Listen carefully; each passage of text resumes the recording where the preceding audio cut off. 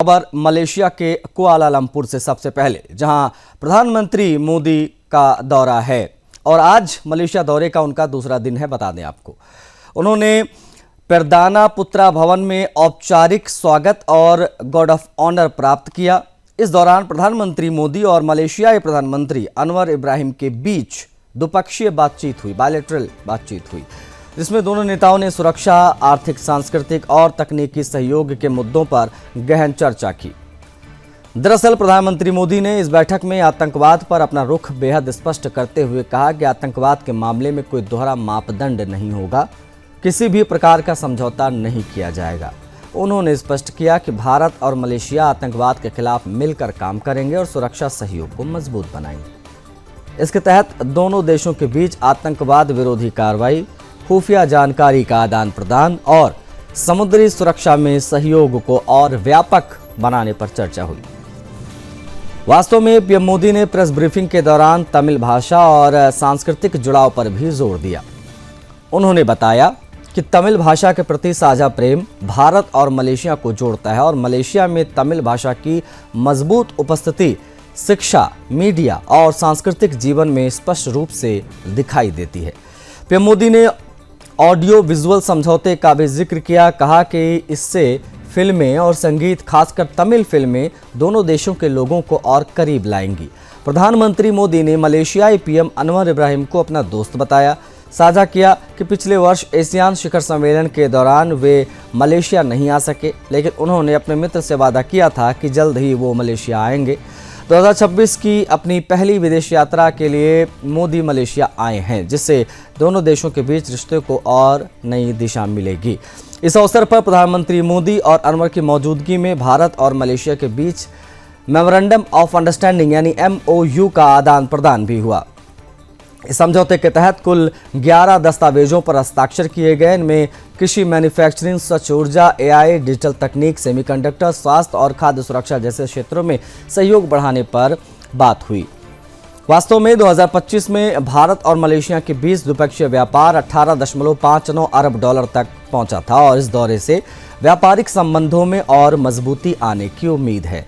PM Modi ने बताया कि भारत मलेशिया के कोटा किनावालू में वाणिज्य दूतावास खोलेगा और भारतीय श्रमिकों की सुरक्षा सुनिश्चित करने के लिए सोशल सिक्योरिटी एग्रीमेंट और मुफ्त ई-वीज़ा जैसी व्यवस्थाएं लागू की जाएंगी। दरअसल पर्यटन को बढ़ावा देने के लिए UPI डिजिटल इंटरफेस जैसी व्यवस्थाओं पर फोकस किया जाएगा और स्थानीय मुद्रा में व्यापार को बढ़ावा देने पर सहमति बनी है। पीएम मोदी ने कहा है कि ऑडियो विजुअल समझौते से तमिल फिल्मों और संगीत को बढ़ावा मिलेगा, जिससे दोनों देशों के बीच सांस्कृतिक जुड़ाव और मजबूत होगा। इस दौरे से स्पष्ट संकेत मिलता है कि भारत मलेशिया संबंध केवल आर्थिक या सुरक्षा तक सीमित नहीं है, बल्कि भाषा, संस्कृति और फिल्म संगीत के माध्यम से लोगों के बीच भावनात्मक निकटता भी बढ़ाई जा रही है।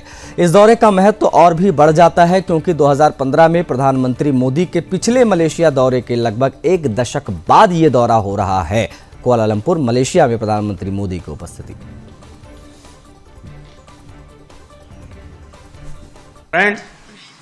सिक्योरिटी के क्षेत्र में हम काउंटर टेररिज्म, इंटेलिजेंस शेयरिंग और मैरीटाइम सिक्योरिटी में सहयोग मजबूत करेंगे। हम रक्षा सहयोग को भी और व्यापक बनाएंगे। AI और डिजिटल टेक्नोलॉजीज के साथ साथ हम सेमीकंडक्टर, हेल्थ और फूड सिक्योरिटी में साझेदारी को आगे बढ़ाएंगे। आज आयोजित CEO फोरम ने ट्रेड और इन्वेस्टमेंट के नए अवसर खोले हैं। हम स्ट्रेटेजिक ट्रस्ट से इकोनॉमिक ट्रांसफॉर्मेशन का रास्ता बनाएंगे।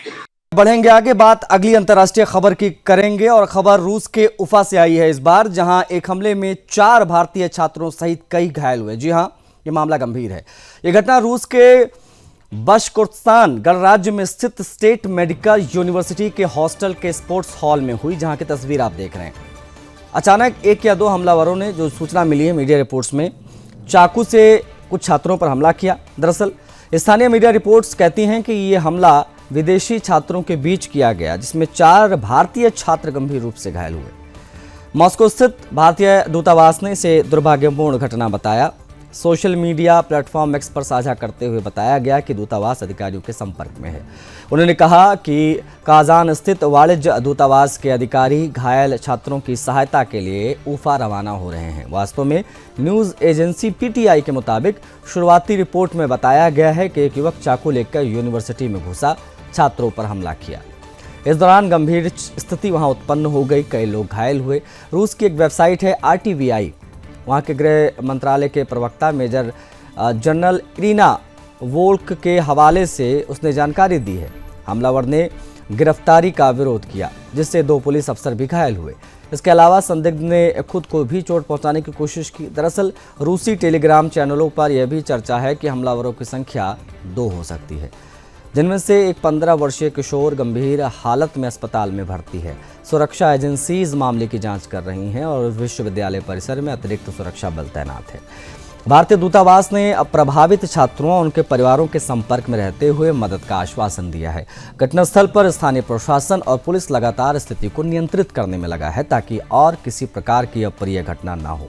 यह हमला अंतर्राष्ट्रीय छात्रों की सुरक्षा पर चिंता बढ़ाने वाला कदम माना जा रहा है और रूस की सरकार ने इस घटना की गंभीरता को देखते हुए सुरक्षा प्रोटोकॉल कड़े कर दिए हैं। उफा रूस में ये घटना घटित हुई, जिसमें भारतीय छात्र घायल हुए हैं। भारतीय दूतावास ने स्पष्ट किया है कि वो परिवारों के और छात्रों के संपर्क में हैं।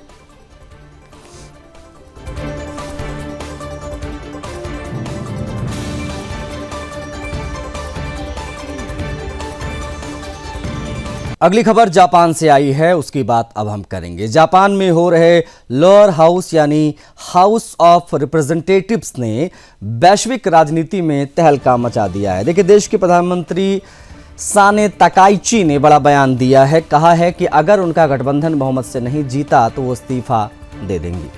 हालांकि तकाइची को बड़ी जीत मिलने की उम्मीद भी है। देश के कई हिस्से 27 से 28 इंच तक की बर्फ जमने के अनुमान की वजह से कम मतदान होने की आशंका है। जापान की पहली महिला प्रधानमंत्री के रूप में तकाइची ने सत्ता का पोडियम अक्टूबर में संभाला था। इस पर अमेरिकी प्रधानमंत्री ट्रंप भी अपना समर्थन जता चुके हैं। ओपिनियन पोल के अनुसार उनकी कंजर्वेटिव गठबंधन को संसद के निचले सदन में 465 में से 300 से ज़्यादा सीट मिलने की उम्मीद है। बता दें कि कंजर्वेटिव गठबंधन लिबरल डेमोक्रेटिक पार्टी और जापान इनोवेशन पार्टी से बना हुआ एक गठबंधन है।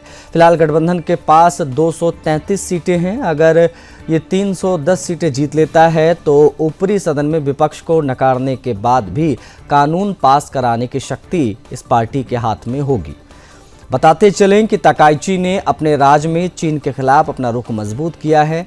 इसी रुख के चलते उन्होंने सैन्य खर्चे पर भी बढ़ोतरी करते हुए आर्थिक पैकेज और टैक्स कटौती की घोषणा की है।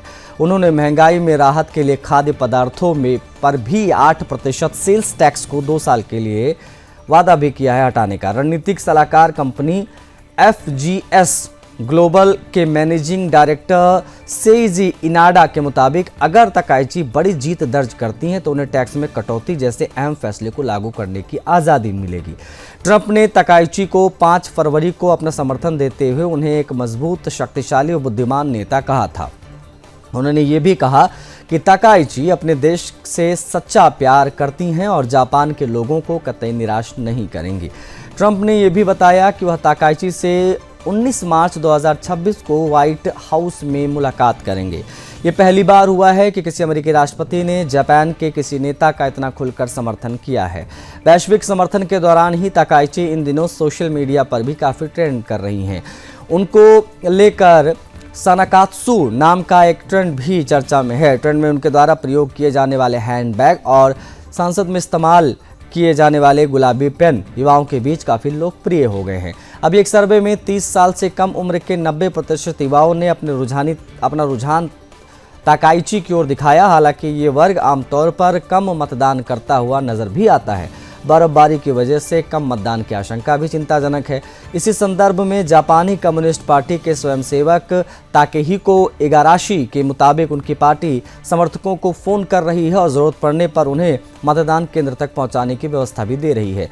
इस ऐतिहासिक चुनाव के परिणाम जापान की आंतरिक राजनीति को प्रभावित करने के साथ साथ एशिया में स्थिरता, आर्थिक नीति, वैश्विक सुरक्षा, साझेदारी, संयुक्त राजनीतिक भविष्य के मुद्दे पर भी गहरा प्रभाव डालेगी।